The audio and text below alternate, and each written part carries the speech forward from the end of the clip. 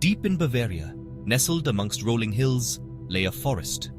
This was no ordinary forest. The trees whispered secrets to the wind. Sunbeams danced with playful sprites. This was the Whispering Woods, a place of magic and mystery. People spoke of the woods in hushed tones. Some said a powerful sorceress lived there, guarding ancient magic. Others claimed to have seen mischievous kobolds, tiny creatures who loved to play pranks. The villagers knew to respect the woods. They only entered for firewood or berries, never staying past sunset. For in the Whispering Woods, nothing was quite as it seemed. One day, a young woodcutter named Thomas entered the forest. Thomas was known for his kindness. He always helped his neighbors and never harmed a living creature. As he gathered wood, he heard a soft cry, a tiny voice, filled with sadness.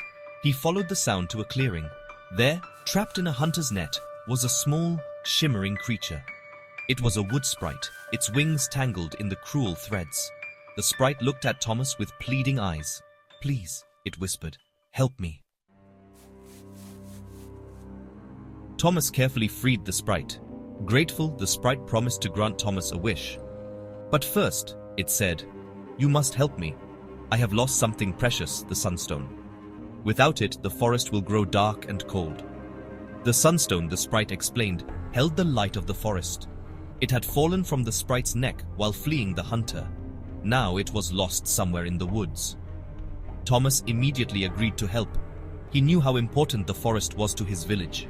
He would find the sunstone no matter the cost. The sprite guided Thomas through hidden paths, whispering clues.